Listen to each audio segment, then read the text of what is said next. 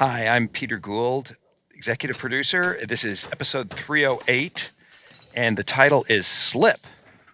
Patrick Fabian, Howard Hamlin. Heather Marion, I wrote this episode. Thomas Golubic, I'm the music supervisor. And I'm Michael Mando, and I play Nacho.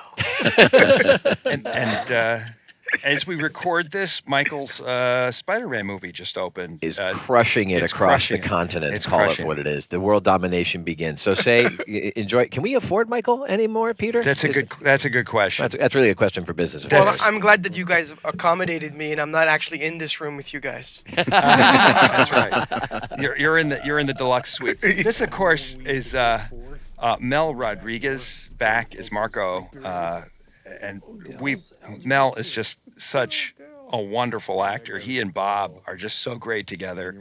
I was lucky enough to introduce, I didn't introduce this character, but I worked quite a bit with Mel in episode 110, and Mel and Bob are just so much fun together, and it was so painful when Mel died in episode 110. I remember the crew. People from the crew kept coming up to me saying, maybe he's not really dead. It's a scam, right? He's going to be back. Because everyone loved Mel so much, and Bob certainly loved working with Mel. And so in this episode, we decided to bring him. Do you remember what the process was to decide to bring him back, Heather? I feel like we were just, we were talking about Jimmy back in Cicero, and then Marco was a natural choice to bring back. Here with Jimmy. And of course, they're here in the wreckage of the family corner store, which is a set. Michael Novotny and his Steve Brown, our construction coordinator, put together this. It's really quite a wonderful set. You only glimpse it, which is a shame in some sense. But I love the way Marshall lit this. But was it actually the first time we saw it when it was an active store? Was that an actual place? That's a real store, and we could not damage the real store enough to make it into this wreck. Right. And so I think this sequence is beautiful. I think, Heather, I'm casting my mind back. I remember the other thing that we were thinking about was for Jimmy, keeping Wexler McGill going is so very important. And we were starting to ask ourselves, we know in terms of the story why it's important to him, but is there something else in there too? And then we had this realization that Jimmy's parents had a business together, and when they lost it, everything fell apart, and that led us back to Cicero and to thinking about what's really going on in this guy's psychology. So hopefully, I don't know if anyone's going to make that connection, but that was our connection. Yeah. And Jimmy's saying his dad wouldn't do what he needed to do, and Jimmy will do whatever it takes, to keep Wexler McGill going. I love the casting for Mel. I remember I came in at the end of season 2 and I watched you direct, I think, him for the first time in episode 10. Yeah. And I remember there was so much sort of depth and kindness and sympathy and empathy coming from his eyes that was just purely like Mel's soul that he was, kind of filling the character with, that I thought was so good. He's such, and it's funny because he is a con artist, but he is such a warm. Yeah. Mel brings this warmth and lovability to this character. It's great casting. I miss Marco. He also changes the relationship that Jimmy has, because Jimmy doesn't have a power relationship with anyone like he does with Marco.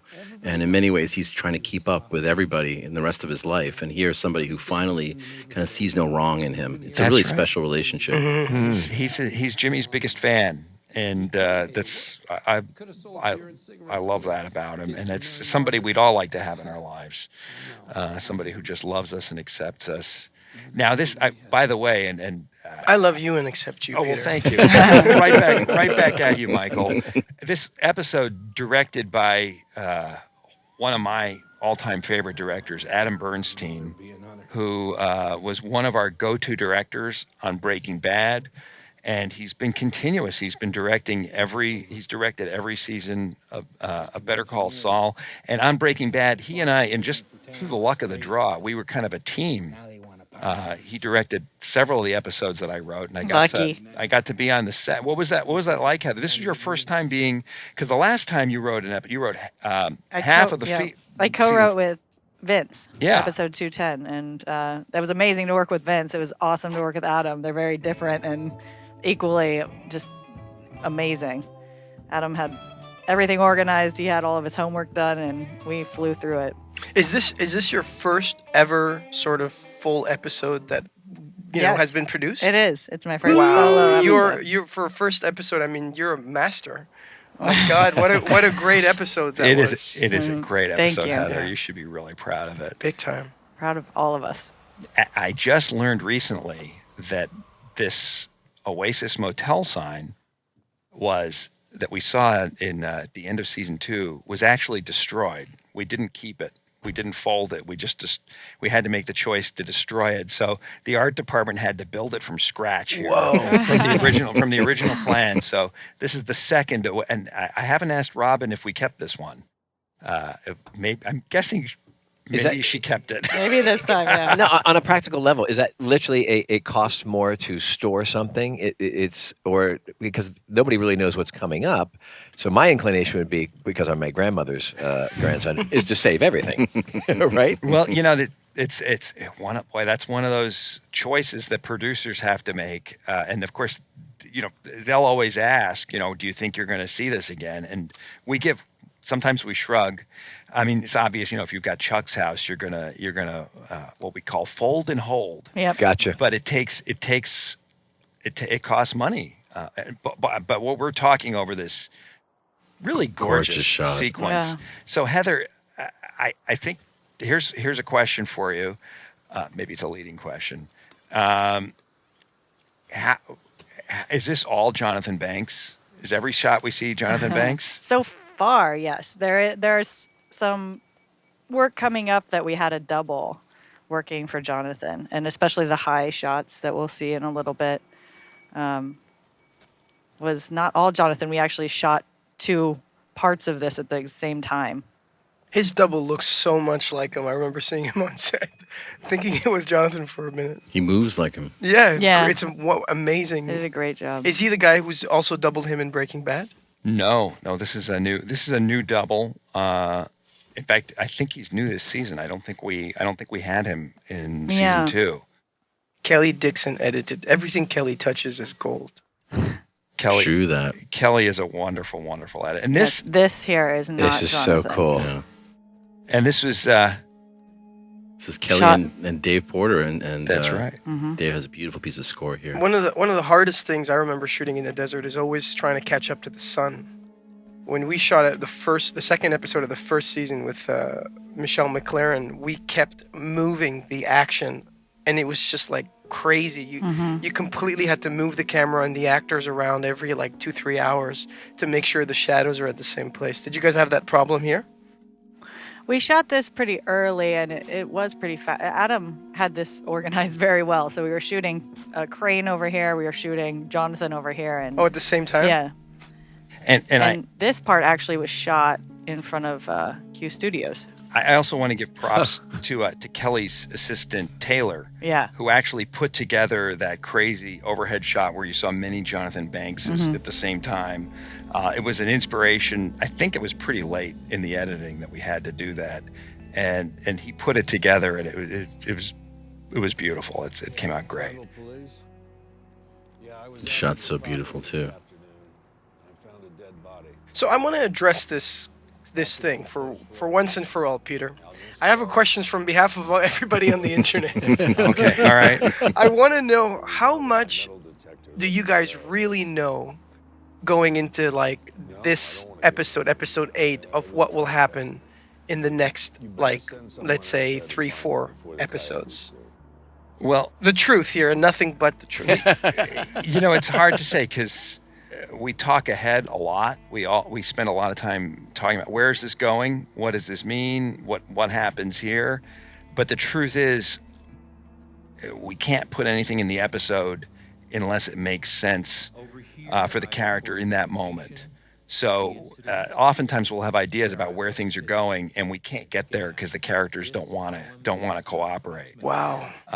But we did, we had an idea that things weren't going to go well for Mr. Charles McGill towards the end of the season, and that's here we have Chuck. This episode is probably Chuck's peak. His in heroic a lot of moment. ways. Yeah. This is Chuck being as together as we're ever going to see him. I think he wins over a lot of the audience in Yes. this episode. You Yeah, really I saw that on shift your Twitter. fidelity. Everyone Yes. was like, I strangely feel so much sympathy for him at this point, and they stopped feeling sympathy for Jimmy, which was a great reversal for that one episode. And that That's teaser sets wild. that stage too, you know, Yeah. with Jimmy in the flashback. When did Michael McKean know what was going to be Chuck's fate? Well, it's interesting. It was probably around this point in the season when we were shooting this episode, or maybe the one before it, that we knew, because of course we're editing, we're breaking the episodes well before they're shot, and Vince and I realized we had to tell him, so we called Michael together, and Michael was in his car in Albuquerque, and Michael said, "Boys," the first thing he said, "Hey, Michael, it's Peter and Vince." He said, boys, if this is the death call, let me pull over." So he's Sussed it out. he's pretty smart guy, and he can see what's happening. I also have to say, Clea Duvall is in hot demand. Such a powerhouse. And she is an incredible actress. We're Yeah. so lucky to get her for this one. I think this is her only scene of the season. And we're so lucky to get her to come in. She just directed Her film. Her own film. her own Oh, film, which I've wow. heard great things about. I have not seen I have yet. to see that. What's it called? I don't know, but you can It was Google at it. Sundance. I know that. She's I'll wonderful. IMDb it. There was actually, Heather wrote some more dialogue in this scene that we omitted that I think it was the right thing to do, because we don't want the episodes to be overlong. But there was another beat to this scene. And Heather, tell me if I'm getting this right. I think there was another beat where the doctor asked Chuck about what his emotional life was like, and asked him to write down a word describing his emotional life. And he didn't quite understand what she was Right. talking about. Yeah. He would say itchy, or, he wasn't quite connecting his emotional feelings with the discomfort he was feeling from this condition. I think the idea is still there in the show, but it's a little bit more subtle. But it was a very nice beat that we had, and these guys played it beautifully. But we were looking to pull some time out of the episode, and we took that out, and I think it plays great. Yeah, But it does. I still always wonder about that. You can watch Michael McKean so many times, and every time you watch it, you discover Catch new something new. things. Yeah. And it's so funny. I think Better Call Saul is one of those shows that actually works even better on a big screen. I remember seeing it, like we're looking at it now and looking at the first two episodes in the cinema. We saw it in the cinema, and it's just so cinematic. It is, and so much of it has to do with the work that you guys in the cast do is so subtle and layered, and so much of it has to do with the work that Marshall Yeah. and his crew do. And the sound. And the sound sound. and music, yes. No, so you're so right. Speaking of music, we're in the music Here show. we are. There These we are. guys. The Sklar Sklar brothers. brothers. Our brothers. And of course, we talked about them a little bit in episode 7. Bob goes way back with these guys. Oh, he does? He does. They were delightful to work with. Very funny. I ran into one of them, I can't tell which, at the farmer's market in Los Angeles, and we were circling one another. And I was like, I know you. He's like, yeah. And we started doing it and did that thing. And I'm like, oh, right, because we didn't work together. However, he was like, we're not dead. Tell him we're not dead. That's such credit to you guys, Peter and Heather. Everybody who's ever worked on this show is dying to come back because they've had such an amazing experience from the producers on. Well, It's like we're, a gift, rained down on you. we're so lucky that people do want to come Yeah. back. Hey, Because where in Albuquerque is this store? Because I've been in Albuquerque for 3 seasons now, and I haven't found this instrument store. I'm not good at the geography of But Albuquerque. this is yet, in but Albuquerque, it is right? within Albuquerque, yes. Okay. And it is an actual music store. Do you play any instruments, Patrick?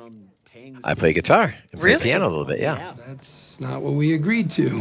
How about that for starters? Jimmy really is trying to sell here and trying to do a good job. And he did have an agreement with these guys. Yeah, they're welching on it.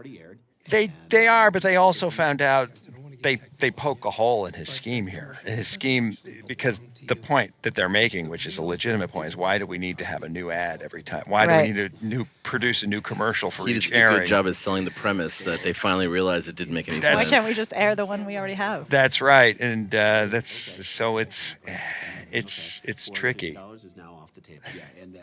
Speaking of Bob and movies, Bob's working with. You know who he's working with right now? I think he's working with an up-and-coming young filmmaker named Called Steven Spielberg. Spielberg. Yeah, and an actress I think that I heard was pretty good called Meryl Streep, and Tom Hanks. He's actually shooting a movie with them right now in New York. That's I've true. heard of them. A And talented group of newcomers. Not That's to give amazing. anything else away, but Jesse Plemons from Breaking Bad is also in Oh, that same wow. movie. Oh. Now, this was Heather. Can you talk about this moment that's coming up? The stunt that's Yeah, coming up? yeah. Oh, wow. This was hard to coordinate on the day. We had Bill Pulowski was on set. He's our special effects person. And then we had Adam. We had a stunt double. We had Al Godo, who was a stunt coordinator there. We actually had Bob walk up, get into position where he was kicking out the drumstick, and then and then the stunt double would come in, do this fall. Bob came in and laid exactly as the stunt double was lying. And then I don't know what kind of magic they worked, but I know that it took some time, Peter. This was Right. This was Bill Pulowski did an Whoa. Whoa. Bill did an amazing job. I watched this on a big screen in New York, and people were asking, "Did Bob hurt himself when he did this fall?" Perfect. And sadly, thank God he didn't hurt himself, but that was actually a stunt artist doing the fall. But we saw him in the same shot continuously, and that's a tribute to Bill Pulowski. This is also, for those of you who are really tech heads in the audience, it's the very first motion control shot we've ever done in either show. Not even Chuck falling at the copy store? No, that was not none of the motion control. We've never done that before. Wow. So it was a technical for us. It was a technical feat. On the other hand, there are a lot of shows that do that stuff very routinely. And now here we go. We're in a totally Moscow different world. Mules. Cara Pivko, Rex Lynn, Lynn. Yep.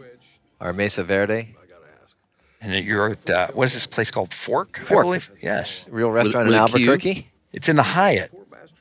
That's right. Do these two actors know each other from before the show? I do not believe Rex so. and Kara? I don't believe so. No. They First time. play so well. They play a couple so well. I mean, they just fit perfectly so well together. They are wonderful, and in the editing room, you learn so much more about performances. And now, here's the man. Oh. Whoa! Patrick! I know him. That's an entrance. Talking and gesturing. That's what he likes to do best. What are you talking about? Skiing, I believe. Well, you know what? I'm talking about skiing. I have to say, Heather, this is those things like that kind of entrance, though, and talking about stuff like that. This is a scene that I've got a lot of reaction from because people, once again, are viewing it incorrectly and thinking somehow that I am being a dick to Kim. And so I have to Could try. they? I have to write the record. So your writing, I guess, have to say is clear, but it's clearly not in my favor, unfortunately. This was really fun to play because. Kara is giving me daggers, Rex is giving me daggers, and so's Kim. And I believe in this moment, I am doing exactly what a good lawyer is supposed to do with who has manners and who has been brought up right. Mm-hmm. Granted, my own anxiety of the situation seeps through perhaps a bit, but I don't think it's too much. The internet disagrees with me completely. It thinks I'm just being a dick to her. The internet's just one person, Patrick. It sure is, and it's a 13-year-old girl who has a ponytail. I also think this entire sequence is like a masterclass in like female power dynamics and just how everybody plays off of each other, and everybody is sort of in an interesting power position and kind of negotiating. It tells you so much about the subtlety of what women sort of have to tolerate in their sort of business climate and how she kind of solves the problem. I was so excited about this scene. I was a little worried about it because it is so. It's subtle. There's a lot of subtext to everything, and part of me was wondering if the folks at home were going to bother to watch closely enough to truly understand what's going on. But the way you guys played it, it's crystal clear. So great. It's just wonderful. Well, I'll give credit to Adam as well, not nailing it on the head with stuff, allowing people to seek it out and watch the visual and draw their own cues from that. Her placing the check down there, just a quick look, all that sort of thing. What is this? What is this? And we'll get explanations later. Even that power dynamic right there. There she is lording over me, right? When she hits you on the shoulder. Boy, did I hate that. I laughed every single time I saw it in the editing room. I love it. It's amazing. And then this is also this is also you, Thomas, because there's music playing under here. What's going on with the music here? Well, we wanted to have something that was realistic to the restaurant, but we also wanted to make sure that we were letting the power dynamics all get their moment. So we found something that sort of hit everybody in the right spot in the right time. So there's little accents. Like at the end of the scene, Carol, and watching her, there's really interesting stuff in how she's reacting to her position between her boss and her colleague. And I think the music does some interesting stuff there to kind of help accentuate that there's something she's also struggling to figure out her spot in all this and what's good for her and what's bad for her. I love it. It's interesting when you have music which is supposed to be ambient playing in a location. It's still, you don't want to make it feel like it's scoring the conversation, but it also it creates an emotional wash over the whole thing, and it still has emotional value, but you try to make it feel like it's coincidental. Right, it's invisible. If it's sincere in what it's doing, Yes. it usually does all the work you need. Yes. It just has to be sincere what it's doing. If it feels like your puppet strings, then you have a problem. So why is Hamlin so irritated with Kim here? Well, I want to thank Heather for finally allowing Hamlin Yeah. to get a little yaya It's time, out. huh? It's time. He's been sitting on the sidelines. He gets to yell at her, and finally he gets to say what's going on. And the fact that he's doing it, and Heather writes me, started breaking down publicly at a valet stand, and that's very informative as an actor to go ahead and characterize to look like somebody who is so composed all the time and careful about what he says and how he acts is allowing himself to lose his shit at a public valet stand, which tells me Howard's much more fractured within than he's letting on. And in this shot, as a matter of fact, we're going to move on real quick. Adam Bernstein, as you see, there's a big shot from behind. We're moving it. We do it from behind like that, like a two-shot for a while. We come in just like 1-on-1 on either side of me and Kim, and then all of a sudden we hear, moving on. And I remember Ray looking at me and turning, she goes, could you please go tell him that I'm just warming up? And we both felt like, oh, did we get it? Did we get it? And that's that moment where you have to trust that, I think I actually came up to you, Heather, Yeah, that's right. and said, did we get it? Yeah. That's Adam. Adam yeah. He And has I such know a- we need to talk about this scene, but I will say, working with Adam, that was one of the things I realized was his Right. eye. His eye and his comprehension is so fast that sometimes I would have exactly the same reaction. Did Yeah, we get that's the right. scene? Yeah. And then in the editing room, you go, Yeah, boy, we got boy, it. did You you got ever yes. get it. No, he totally got it. Now, speaking of gotten scenes. Yeah. Now, Michael, here your character is making these pills. Just nailed it. Now, I understand that you did a lot of prep work for this. Yeah, we did. Well, first I want to give you a shout out because the music here, Thomas, is just so beautiful. Oh, the from, artist's from the finger. mood of the Perfect. music to the lyrics, the vicious circle, and it really informs us on the emotional reality of the character. As for practicing, I think this is for me a very good example of where we chose art over practical reality. Because when we started, I don't want to hear down, this. and we chose basically art and storytelling over practical reality, because when we sat down, we realized that the fastest way to fill the caps is literally to just dip them in the ibuprofen without using a spatula.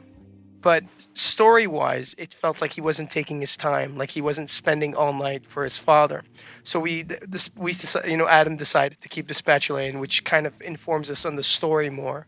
And the gloves were actually made things more difficult that he wore when he filled the. But it told the story. And Nacho's so careful, he doesn't want Yeah. his fingerprints on things, and he wants the exact amount Yeah. of powder in every pill. Yeah. He's so And it's the right such an choice. exact. It's absolutely person. the right choice to pick story and art over practical reality. And you know, this character has always been motivated by fear, like his father's fear of him not doing the right thing, or, you know, Hector's, you know, fear that he instills in him and not following orders. And it's interesting to feel this sense of his fear and this plan that he's doing, this escape. I kind of wrestled with that. I always ask myself, what is he really motivated by? And it really clicked to me in this episode, and I realized that he hasn't really made a decision, I think, on who he is and who he wants to be. And I feel like he makes it in this sort of season where he realizes that he's actually motivated by the love that he has for his father, and that he's willing to go put himself on the line and sacrifice survival for the sake of doing the right thing, which I felt really brought the character in together for me. That was a beautiful. And here's another beautiful scene of a character going through procedure on his own. It's pretty different. I love this scene, Heather. Heather, what? Thank you. Is this a real grocery store? It is a real grocery store. Oh, And wait, again, you know, I couldn't tell you where it is in Albuquerque, but it is in Albuquerque. actually, I just realized I do know this store, and the only time I've ever set foot in this store was when we were scouting, looking for a store for Walt to strip naked in. Yeah. Way back on good. Breaking Bad. Is that the same No, supermarket? it's not. This is a different one. This one was one we scouted but did not use. It has a no naked policy, Yeah. so you couldn't use it. Well, this was actually maybe a little bit too upscale for Walt's nude adventure, but it's perfect for Chuck here. Mm.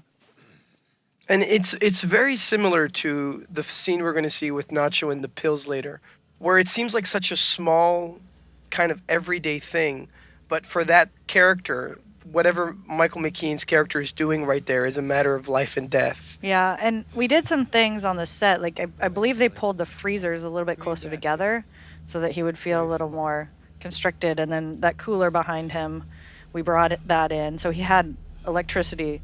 Chuck did literally all around him. Now, Heather, what is this thing he's doing when he repeats the color of objects? That's called redirection, and it is an actual therapeutic device that would be given to him in this situation. I talked to a therapist, and it helps you get away from the thing that your anxiety is based around. So you're identifying the color and object of 3 different things that are unrelated to the source of your anxiety.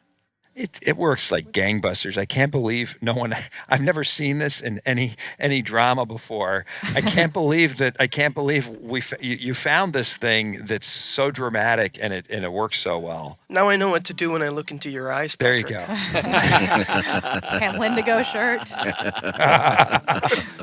They had the flu. I think both of them that Sick as day. dogs, right? They were. Yeah, I was on set, and after every cut, they had to blow their nose. They were That's so right, yeah. sick. Poor them, both of them. Yeah, and Bob was lying on his back, so he was a little congested. I also have to give a lot of props to our post sound team for this scene, including especially music editor Jason Newman. Yeah. For making it sound like Bob is playing here. That's not. He sort of is and he sort of isn't. Here's the question: can he really play Smoke on the Water? He could play this much. Tom showed him how, didn't he? Yes. Oh yeah, Tom Schnauz could play. Schnauz Yeah. Schnauz can play. sexy Schnauz bastard. is a self-taught guitar player. He's excellent. And Bob can play a little bit, but just because of trying to get clean dial on, we weren't able to really record both things at once, or we didn't. And so Jason had to kind of piece together everything here, and I think it works great. And Jason's a stickler also for where you are in the frets, so he made sure, like, because of editing, we were in the wrong place at times, and he just matched everything. Oh, cool. Wow. I remember when we were in post sound at one point, I said, should he be playing a little worse? And then we made a tiny change, and then I could tell that any more changes would have driven everyone crazy. And it works great. It works great. And I love this. I love this scene, Heather. I love the scene too. And I love that. I mean, I remember when I was writing it and I asked you, I thought maybe it was running a little long, but you have always said, give the scene its time and let it take its time. And it's one of the few, places I've worked where people are allowing you to get out the emotion and not just, rush through the beats of scene. So it's a nice. I like the pace of it a lot. It usually works for us. Every once in a while, we end up struggling with running time on these episodes. As I mentioned earlier, I think we might have lifted a line or two out of this scene, but it plays so well. And she's trying to help him, and it's also, his fragile masculinity wants to bring in the bacon. I identify so much with this, with everything that's happening here. I just think it's wonderful. How conscious is it for you guys to not have Jimmy and Kim physically touch or kiss each other? Well, in general, I mean, not necessarily in this one particular scene, but I feel like they're not they're a couple that doesn't necessarily touch each other a lot. Not a lot of PDAs. Yeah, it's interesting. I just think it's something that's evolved, that they have this. It's a super mature relationship, and I think they do touch each other and they do kiss, and you see that. But hopefully, it means a lot more because we don't see as much of it. So in other it's words, scarcely used on purpose. In episode 10, she kisses him, and then she puts her foot on his lap, and they have this kind of ease physically at certain moments. But those are specific moments, and it's just really something that's evolved as we went along here. I like that. I like that. It's like highlight. It's like in violence. You don't want to show the shark unless, it kind of not that not that. We don't want to see that shark. Jimmy's shark. I don't want to see that shark. They're so familiar with each other. It goes back in episode 2, I think, of last season, when Jimmy stuck his finger or Kim's finger in his mouth. when they're brushing their teeth. This is the first time I'm outside with Chuck. It's the first time that I'm in the sunshine with Chuck, and it's the only time that I'm in the sunshine with Chuck. And I remember it was such an easy, quick scene to play because, look, we're both smiling. We're both at ease, even though I have to deliver, a piece of shit to him, which is unfortunate. You're so good at physical comedy, Patrick. There is nothing funny about the way I walk, Mr. Mando. I'm not talking about the way you walk. I just remember that scene you had where you were jumping over the wall. Fence, yeah. Yes. Yeah, and even now the way you were sort of sitting down, waiting for him. There's something so sort of endearing about Hamlin. I believe I'm true. channeling. He has so Kev is much going channeling- on. So much Channeling emotion. Dick Van Dyke. I did not do that jump. Boom! There you are. Yes, you take credit for that. I asked Nina if I could do it, and her answer was hell no. And it was so cold. Oh, it yeah, was it was very cold, freezing. huh? Like literally, when they would yell "cut," I felt like I was shivering. That's how cold. It was like 2 a.m. maybe, and Jonathan Banks and Giancarlo were waiting at another location, and we had to shoot this really quick so they can get to it. And I was just my hands, everything was just frozen. Isn't it funny that the story is that you're breaking the air conditioner so that So it's it'll hotter. be so yeah. hot the next day? This was It during was winter. cold. It was. I think yeah. it's January. It was snowing this day. Right Yeah. Here. Remember they were. Yeah. They were out there clearing out the snow so we could look out the windows. That's crazy. And I love Max, who plays Crazy This Eight. is so heartbreaking.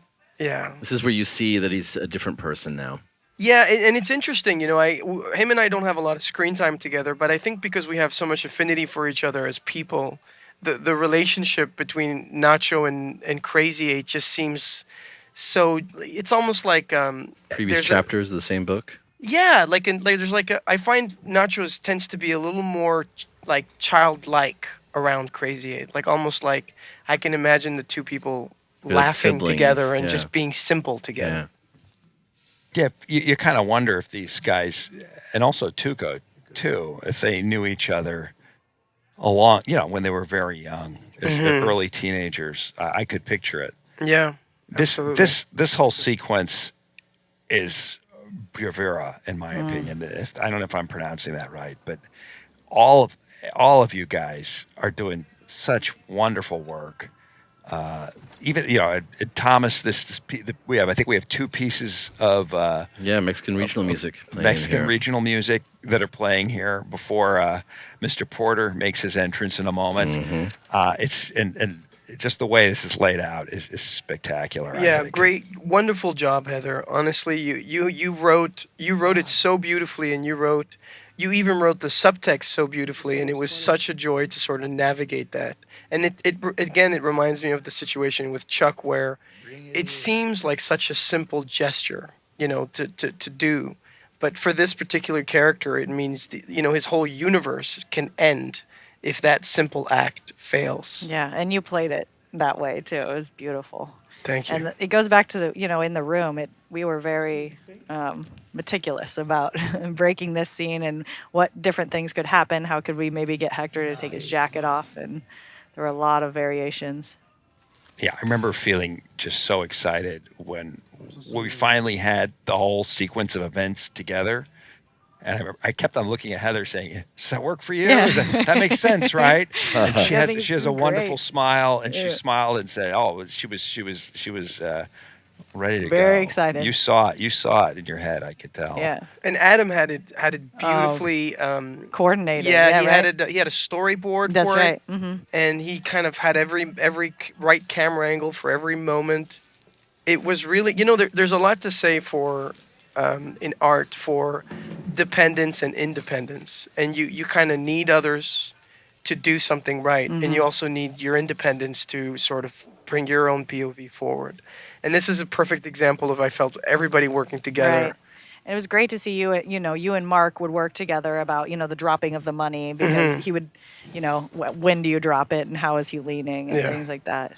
Also, Mark Together. he's being very inventive here about preoccupying himself enough, and how much is he paying attention to what's going on here and how much isn't he? There's nothing that's straightforward here. Everybody's really playing at the top of their game. And this guy's got such mad charisma. Oh yeah. He really does. This is Efren Villa. He actually has the big laugh in the scene, I think, coming up when he The shrug shoulder. He tries to talk to Right Hector, here. and he gets the whole Right there. this physicalization is wonderful. That's so good. And look at Mark in the background, just like he's built up so much menace in that character that you just know if anything goes wrong, it's going to go so badly. Yeah. That's true. That is absolutely right. It's funny to me, because folks in show business tend to want to make everything really big. We all want to make everything big and spectacular and huge. Peter, I'm sitting right next to you. But sometimes the biggest drama comes from the smallest things. Oh, they're shaking the hands. Yes. We were holding our breath sitting on the couch watching this. We had to create this device where we asked ourselves, what's the fastest way to count? That's why you see Yeah, two that's right. compartments there. There's 15 in each, so that Nacho knows that the moment he immediately drops everything, he's got 15 in one hand. He doesn't have to count 15 pills.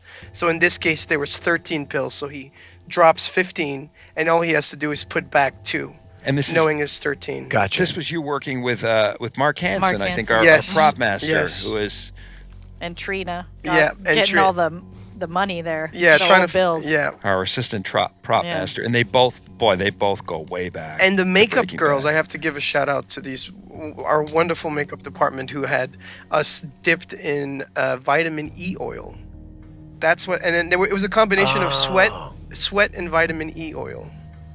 So you were moisturizing as you were working. And I here's- felt like a baby's buttocks the next day. Sherry Montesanto. So soft. Sherry and Ashlyn, Look yes. at this here. We've got actor, we've got the camera, we have the editing. And the music here is music. so great. Here we go. Yeah. And there's something we Gonna pull focus. very rarely go in slow motion on this show. Yeah. Very rarely. It's you can get very self-indulgent with these things. But this was an example where And your boy, eye movement it here, just Michael. works. It's so good, Mike. Thank you. We had rehearsed it. We were able to shoot it for a lot further out. But this is another example where we chose art over practical reality because for the camera angle, we didn't need to be that far out. I was actually pretty close to it, but we had a very, very wide lens. Yeah, I saw Michael practicing on the stage, and he got pretty far away. Yeah, it was I- like a 3-point shot.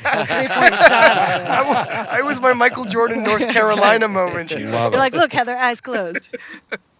Ugh. You're better than Nacho is. Back to trash. This is gross. Oh, the diaper. There was a little fly buzz, I think, we had at one time on the soundtrack. I don't know if we left it, and I forgot. This is Frank Deal, of course, who we first saw in the last episode. He is just terrific. Was the graffiti really there, or is that? Do we have to do that? Is that tagged? Peter, that was Peter's idea. I We did believe. that. We did that. Yeah, that's our graffiti. Oh, really? That is ours. She's in the hospital. Please, can I go? Sure, you can go. And maybe you Was could- it Thomas Schnauz who did it? Does he have? yeah, we sent Tom. We sent Tom down with a spray can. His would have said something And of course, else. his I mean, I graffiti. have to say, in reality, the area under bridges in Albuquerque is generally, in my experience, pretty pristine. Mm-hmm. So, we had to. This is all our garbage, and we brought it in and took every scrap of it out. And the city of Albuquerque has been just so great to us. I want to give a shout out to all the day players watching this actor right Yep, now. yep. It's one of the hardest things to do, to show up in the middle of a show and sort of be independent and own up a part when the whole kind of industry is moving in one direction. You have to come in and have your own rhythm, and he does such a great job. And to all the day players who've ever had to do this, it's just, my hat goes off to you, because I know how it feels. I know I'm going to mispronounce his name, but this is the great Shahan Izel. He is terrific. This actually was a very difficult role to cast, as I Yeah, remember. it was. Is that how you say his name, Heather? Do you know? Shaheen? Shaheen? I think Shaheen, it looks like Shaheen is Yes. $700. You can give me. He was lovely. When you say it's difficult, is that because you didn't want to Do what you got to do. Are you worried about casting a cliche? Or Yeah, it could be a cliche. There's not one kind of drug dealer. You want someone who you feel Jimmy has a barrier to approach, but is also it just was tricky. It's just tricky.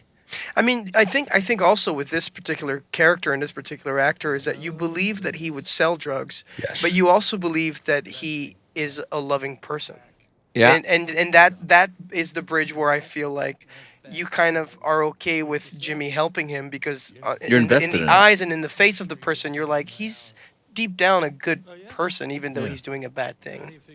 Maybe he does have a kid. It's all. Maybe he does have a kid, yes. It's all in how. That's interesting, Michael. funny. I hadn't thought of it that I way. assumed that he did have a kid. I assumed all of that was true, but he really needed to go because the other thing was pressing, because he would be in physical danger if he didn't go make the deal. But that's so funny. I It's assumed the he was telling the casting. truth about children and wives and stuff like Because that. he has that Yeah. face. He has a sort of capacity for empathy, you know?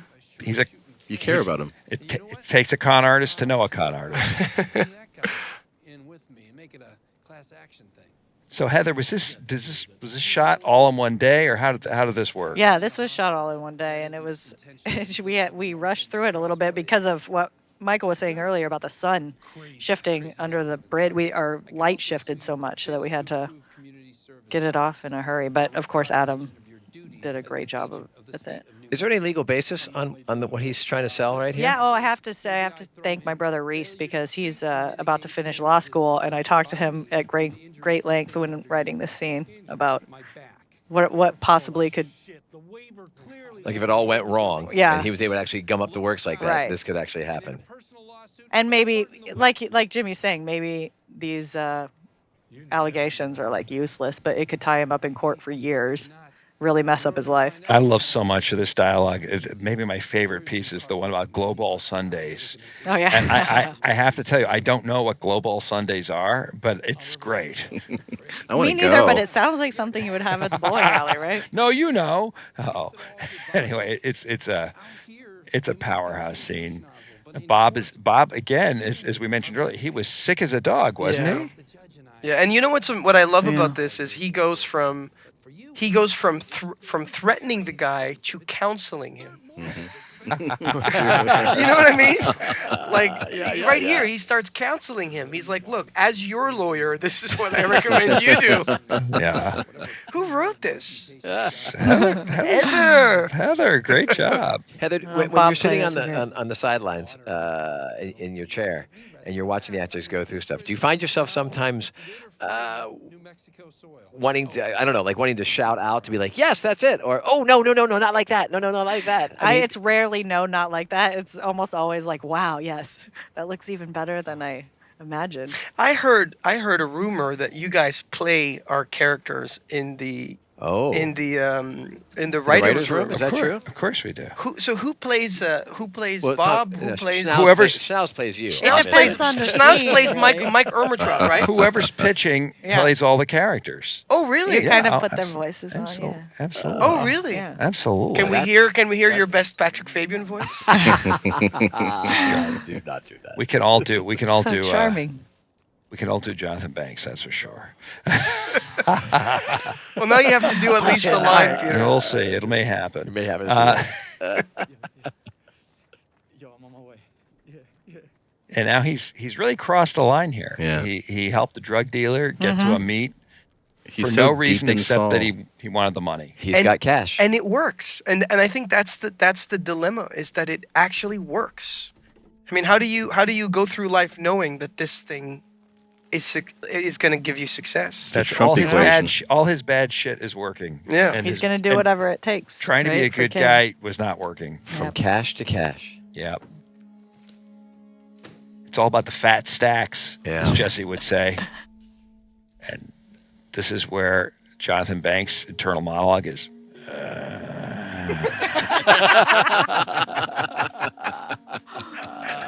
JB. And this is for us is a big moment that this character is. We've gone from one big moment to another. Is this big moment for Banks? This is his Rubicon. For Mike Ermintrout. Remember the drive-through light was on. They took it out in post. Oh, that's right. We had one window that was illuminated by mistake, and we had to get rid of that. And now, of course, this is a little set that's on our stage, It's the very last thing we shot of the episode. and it is really a perfect recreation of the set that we had on Breaking Bad. This was my first time watching Jonathan Banks and Giancarlo together. I came to the set and watched them work that particular day, and they're just such masters. If they were to take notice. It's very interesting, Heather. I think you'll agree. It's interesting to write for these two characters because they both are men of few words. That's right. Yeah, less is more, definitely with them. It doesn't take much. Even so. And they both have so much at stake in this moment. Both characters. It's a great example of being still. Yes. A great example of not having to show anything and to trust that the brevity of words that you have and the moments in your character is enough to support the scene. Because you're right, the stakes are high, and if you don't have that inner monologue and that inner life going on, then it falls apart. I tried to pitch to Adam if it would be okay if Nacho would just somehow appear in the background with like some chicken, and he Just said come out no from for us whatever between those reason. shorts. He would go for that. Oh man, just wait till season 4. People just freaked out at this moment, right? Because here it goes. Boom. Your Wow. fate is That's sealed. and that's Beautiful. Sealed. Up Good until that job, moment, Heather. he is a shot. Thanks. Good job, Mike doesn't have everybody. to do that. Nice That's episode, true. Heather. That's Yeah, true. Nice Great job, job, guys. Heather. Nice. Adam Great Bernstein. job. All Everybody. another really great Thomas. one. Wow. Well done. Thomas, Thanks to everybody yeah. out there who watches the show. Beautiful We love choice. you. Oh, and all these folks, all these Look at names, all this. they're We love all you so guys. great. Steve Latecki, Algato, we didn't talk about. Dennis Al, Milliken, yes. he got Oh our my cool God. cars. Oh he yeah, got that cool car. and Algato, our stunt. stunt coordinator, just did an amazing job. Amazing With that guy, fall. yeah. It's wonderful. Thank you for Thomas. watching. Thomas. And Thomas, great job. Thank you. One.